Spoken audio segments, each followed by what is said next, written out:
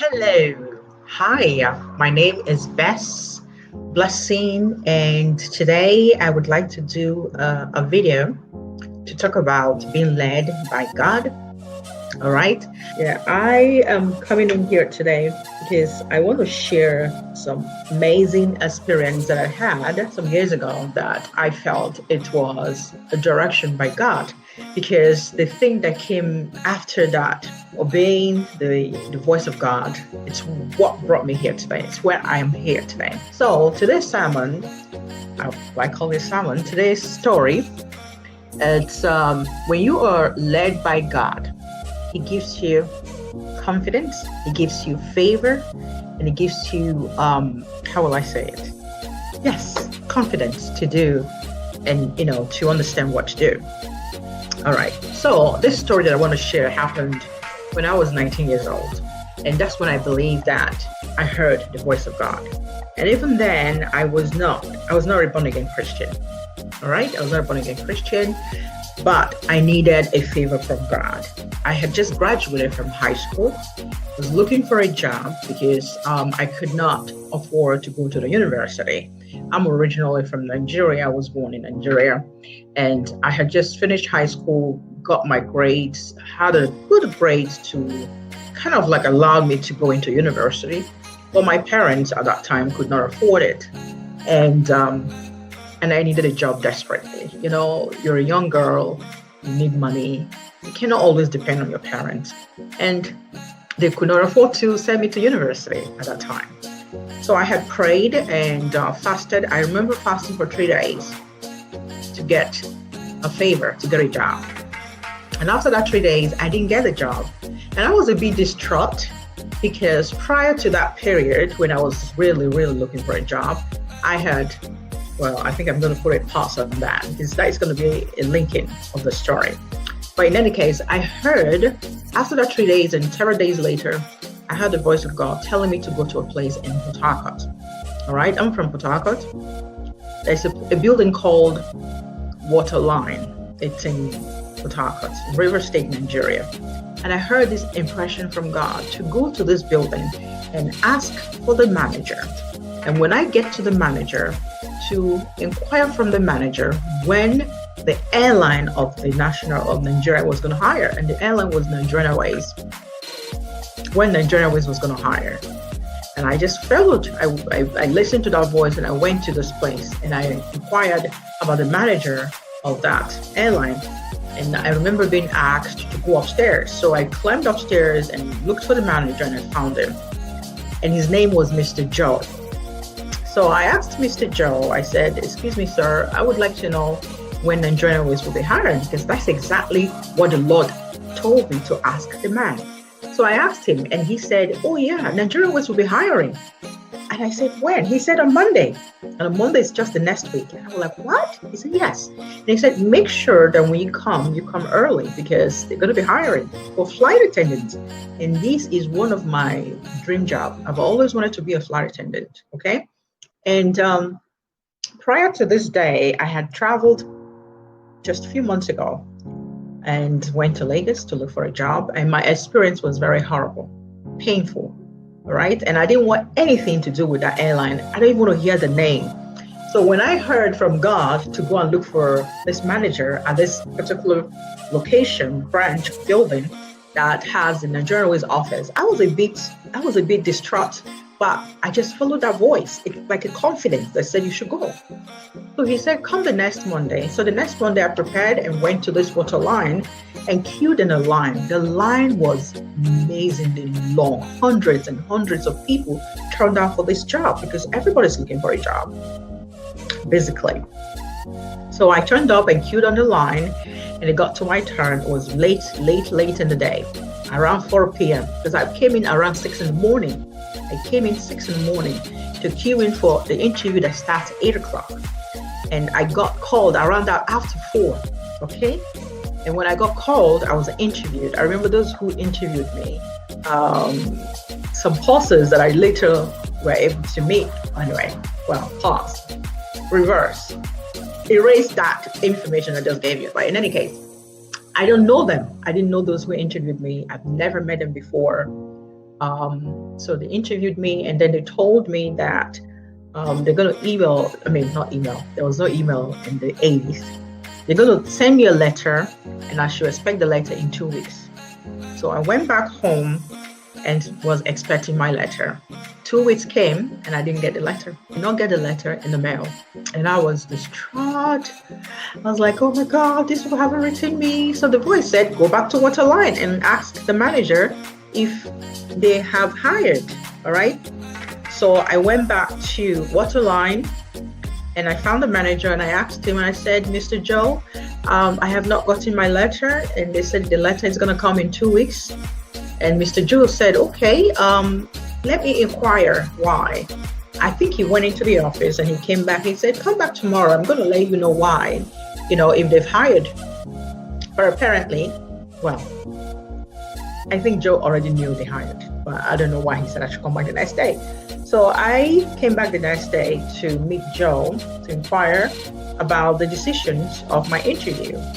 And Joe told me that they hired. In Nigeria, there's something called a quota system, whereby they hire from states, and they hire certain numbers of people just to make, to give everybody the opportunity of, getting this job. So in River State, where I'm from, they hire 3 people. So Joe told me that they hired 3 people, and I was number 4. I'm like, oh, I was so heartbroken. So you mean I didn't get a job? He said they hired 3 and you were number 4, and unfortunately they only needed 3 people. But there is good news. And the good news is that the young lady that they hired that was number 1 did not want the job. She has relinquished that position and the position to go to university. But so there is hope. And I was like, oh my God, it's really exciting. So can you recommend me? He's like, well, he does not make the decision. The decision is made by the director of personnel, who office is in Lagos, and that I have to go to Lagos. And I'm like, oh my God, there's one thing that I don't want to do is to go to Lagos, because I had just said that previously, prior to hearing the voice of God, I had gone to Lagos to look for a job, and I had the profoundest, saddest experience that I don't ever want to relive. I don't want to go to Lagos. I don't even want to hear the voice of Nigeria ways, but I did go there. So he said, well, that is the only way you can be able to, table your argument that you should be the one that should get that position, because you're from River State. The girl that was hired was from River State and relinquished that position. And that post, that number 1 post is vacant. And if there's anybody they should give it to, it's number 4. And I said, that makes sense. He said, you have to go to Lagos. My heart was, I was broken. I'm like, I don't want to go to Lagos. He said, you have to go to Lagos. I said, I don't want to go to Lagos, because each time I remember Lagos, it gives me anxiety, because I cannot even tell you what I went through in Lagos. That would be a story for another day. But he said, you have to go to Lagos. And I think he gave me a letter. I was 19 years old. All right. He gave me a letter to go and give to this personnel manager. And at that time, I didn't have the money to go to Lagos for this interview. I could not go to my mom, because my mom has previously given me a flight ticket money for the first time I went to Lagos. And I came back without a job. And so when I went to her, she said she's not going to give me the money, because she has given me money before and I didn't come back with a job. And I could not have asked my dad, because my father had warned me not to go to Lagos the first time. So I didn't tell my dad. So at that moment, I remembered somebody. When we finished high school, me and my younger sister, she got a job at a place called Uncle Sam. It's a nightclub restaurant, and she was working there as a waitress. So I remember one day going to visit my sister, and at the bar, I was sitting there and I met this young man. And this man was, I don't know if I should say who he was, but he gave me his complimentary card. His name was Mr. Evans. And at that day, when I remembered I didn't have money to go to Lagos, I remember Mr. Evans. And Mr. Evans lived in Aba. Aba is the capital of Imo State. I hope it's still the capital of Imo State. So I'm like, gosh, who else will I go and ask for money? And if I call Mr. Evans, he may agree to give me some money. So I called Mr. Evans on that number in the complimentary card, and he picked up. Oh my God! Nigeria was effective, Ned. Oh my God, Nigeria was effective. And Mr. Evans picked up the phone, and Mr. Evans said I should come to Port Abba, that he would give me the money. So that day, after seeing Mr. Joe, I took the next available bus to Abba to meet Mr. Evans. Mr. Evans, when I got to his house, he was still at work, so I had to wait for him to come back from work. And when he came back, he met me, and I told him, please, I needed money. I have an interview in Lagos, and I didn't have enough money to pay the flight ticket to go to Lagos. And I think he gave me the money. I forgot how much it was, but it was enough to pay for the flight ticket one way. I went back to Port Harcourt that day, and the next day I told my parents I'm going to Lagos for an interview. For an interview? I didn't even tell them what it was. I just told them I was going to Lagos. So I bought my ticket, it was one way, with a letter that Joe gave to me, and arrived in Lagos. When I arrived in Lagos, backtracked. In the airport, in the plane, flying from Port Harcourt to Lagos, I met some guy sitting with me, was trying to chat me up, talk to me. But my heart and my mind was centered and focused on going to meet Mr. I forgot his name, but the director of personnel. So I was not really interested in somebody chatting me up. But at the end of the flight, this man, I can still remember his face. He gave me his flight, his complimentary card. He said, oh, I'm staying at there's a hotel called Hilton Hotel on Allen Avenue in Ikeja. He said, if you have time, you can come and visit me. And I'm like, you're right. Let me come and visit you. I didn't come to Lagos to visit no man. I was 19, okay? And so, but I kept his complimentary card. So when I arrived at Ikeja, I was looking for the director's office. I didn't know how to get there. And I was asking people how to get to the personnel department. There was this particular man who wanted to take advantage of me, Mr. Alabi or something. And I'm like, oh man, I can never forget that experience. How do you want to take advantage of a young girl just because she wanted to know where the director's office is? I don't understand why men do that. But, I left his office thinking that he was a personnel director, but he wasn't. So finally, I found the person, and he refused to tell me where the director's office is. This man refused to tell me. But I finally found the director's office and got there. And I went there, and the messenger would not let me see the director. He said, go and stand by the gate. Stand there. So I stood by the door of the personnel director's office, waiting to be called. Do you know, for the whole day, I came in that morning from Port Harcourt, arrived Lagos, went looking for this personnel department, couldn't find it, finally found it. They asked me to stand by the door. I stood by the door from morning when I got there till 4 o'clock when they closed. The director did not see me. They said, I'll come back tomorrow. He's busy today. Now, my dear brothers and sisters listening to me, I have nowhere to sleep in Lagos. I have nobody to go to. Although I have a family member who was a cousin, but I did not feel that confident to go to this family member because I didn't think they were going to let me sleep in their house. I didn't ask because of the previous experience that I had coming to Lagos. But then I remembered now the young man that I met in the plane that sat by me that gave me his complimentary card and told me that he is staying at Hilton Hotel. Interestingly, that day, while I was waiting at the door, waiting for the department, for the director's permission to see him, to tell him why I was in Lagos, why I should be chosen. There was this young lady that was standing with me. We're all waiting for the director. And I told her, I said, listen, I met this man and on board the plane. And he's like, oh, yes, let's go and see him. Maybe he will I said, maybe he will let us sleep in his hotel room. So I called this man. I think then there was phone. I don't know. God, I don't know if there was a phone number. This was should I tell you when this was? It was 1986. So I don't know if there was a telephone, but I think I called the man and he picked up and he said, I called the hotel. And then the man said, yes, I should come. So I went to this Hilton Hotel off Allen Avenue in Ikeja. And the man was very welcoming. He wanted me to stay, he wanted me to sleep on his bed. I was like, oh no, I'm going to sleep on the floor. The girl that I came with, oh God, I don't want to say anything bad about her, but I slept on the floor and apparently she had to sleep on the floor with me. So we slept on the floor. That man was not very happy. The next morning, woke up, thanked him very much, thanked him, and said, thank you so much. We took a shower and we left. Went back to Ikeja at the Nigerian Airways personnel department and waited for this director to see me. I waited the second day. Now, this is the second day. I can't remember if I've eaten. I think that man gave me breakfast. I remember the man gave me breakfast.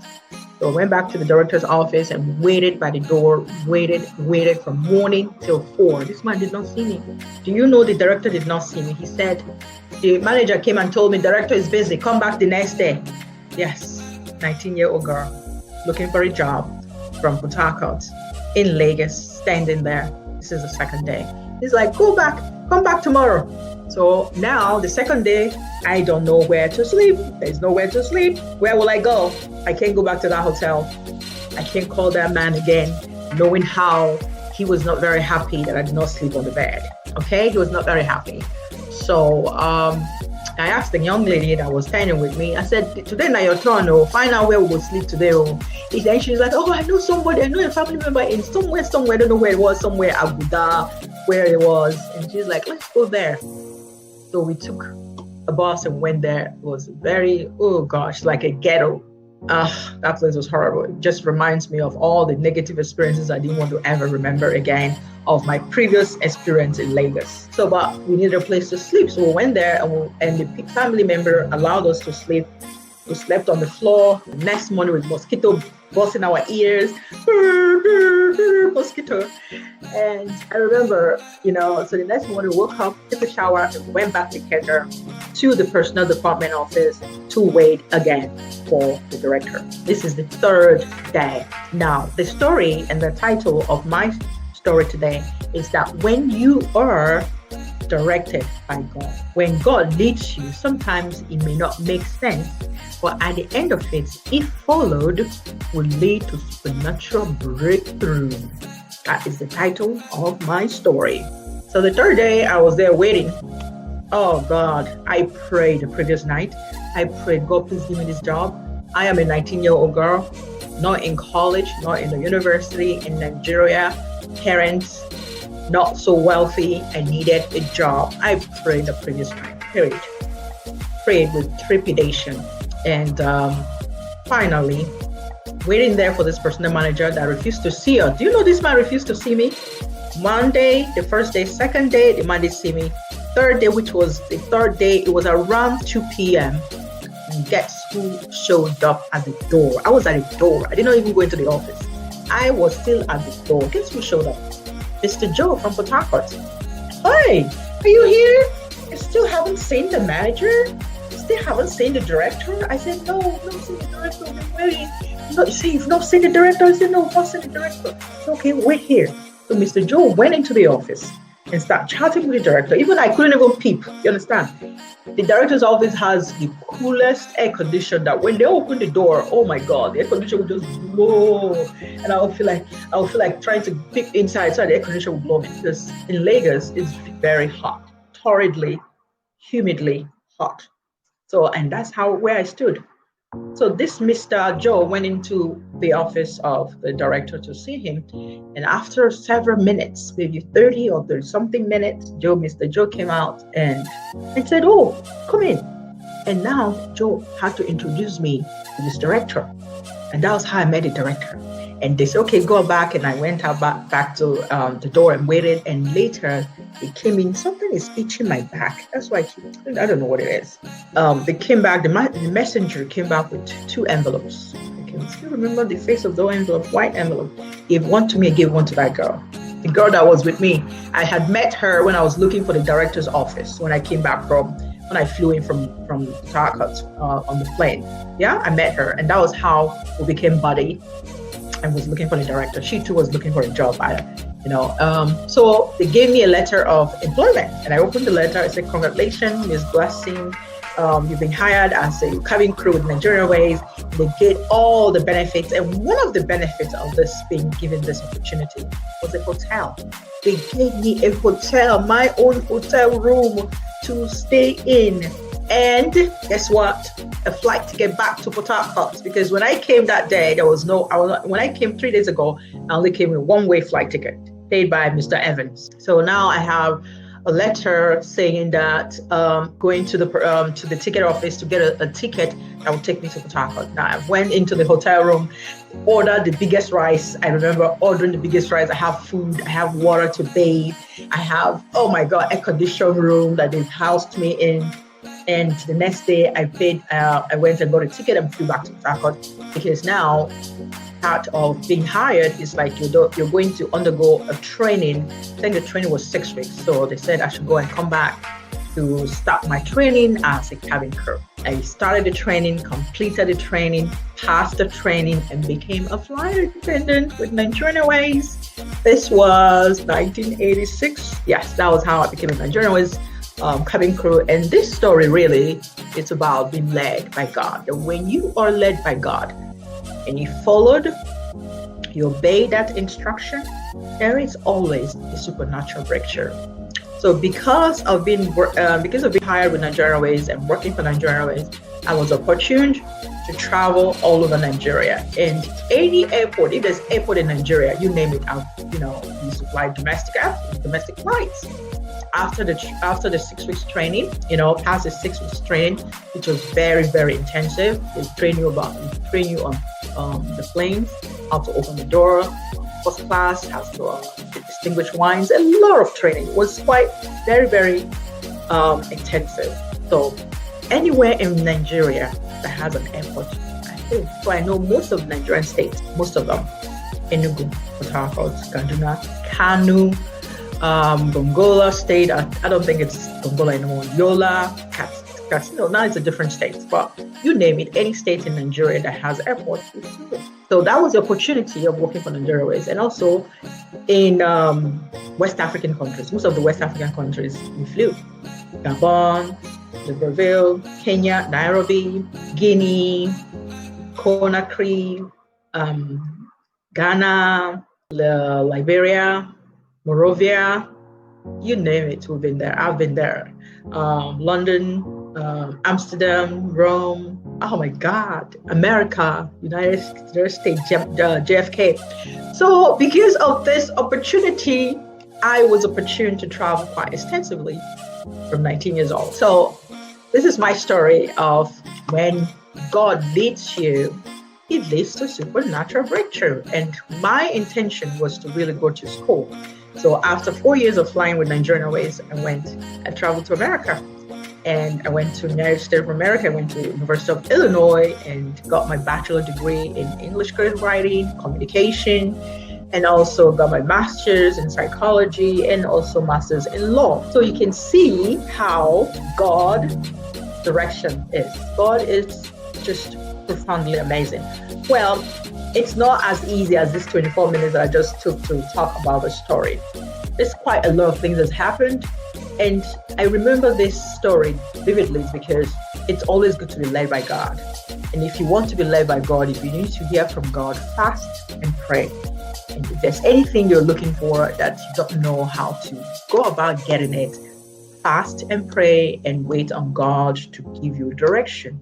And when God directs you and you obey that direction, I honestly promise you, it leads to supernatural breakthrough. That's the story today.